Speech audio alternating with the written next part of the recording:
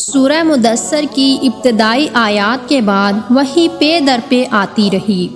کہا جاتا ہے کہ اس کے بعد سب سے پہلی سورت جو نازل ہوئی وہ سورہ فاتحہ ہے۔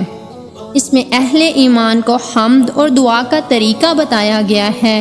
اللہ کی ہستی کے چند جامع صفات بیان کر کے اس کا ٹھیک ٹھیک تصور دیا گیا ہے، اور یہ بھی سمجھا دیا گیا ہے کہ اس دنیا میں اچھے یا برے جیسے کام کرو گے ٹھیک ویسا ہی نتیجہ اور بدلہ پاؤ گے، اور یہ بدلہ آگے ایک دوسری دنیا میں دیا جائے گا۔ اس کے علاوہ کامیابی اور سعادت کے راستے کی پہچان بھی بتائی گئی ہے۔ اس طرح دین حق کا سارا محاصل اس صورت کے چند سادے بولوں میں آ گیا ہے، اور حمد اور دعا کی شکل میں بندے کو اس کی تعلیم دی گئی ہے۔ کہا جاتا ہے کہ رسالت شروع ہونے کے بعد سب سے پہلے جو حکم دیا گیا وہ نماز کا حکم تھا۔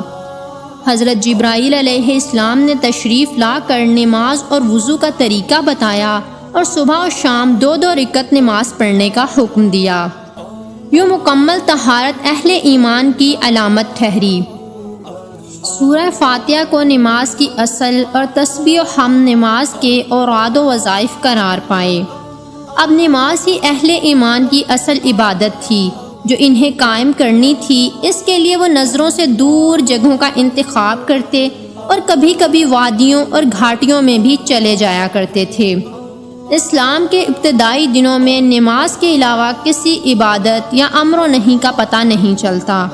وحی آتی تھی توحید کے مختلف گوشوں کو بیان کرتی تھی، صحابہ رضی اللہ تعالی عنہم کو نفس کی صفائی کی ترغیب دیتی تھی، مکارم اخلاق پر ابھارتی تھی، جنت و جہنم کے حالات بیان کرتی تھی، اور ایسی زبردست نصیحتیں لے کر آتی تھی کہ ان سے سینے کھل جاتے تھے اور روح کو غذا ملتی تھی۔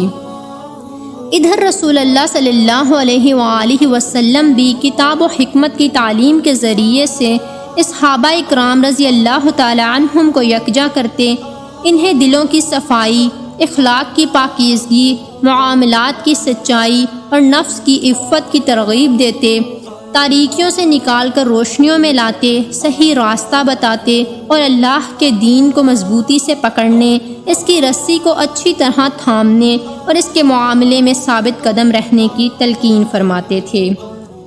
یوں 3 برس گزر گئے اور صرف افراد کو دعوت دی جاتی رہی۔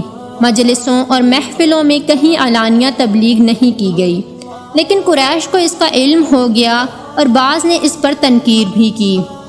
بعض اہل ایمان پر کچھ زیادتیاں کی گئیں، تاہم عمومی طور پر قریش نے اب تک اسے کوئی اہمیت نہیں دی۔ ادھر نبی کریم صلی اللہ علیہ وآلہ وسلم نے بھی ان کے دین سے کوئی تعارض کیا، نہ ان کے معبودوں کے بارے میں کوئی بات کہی۔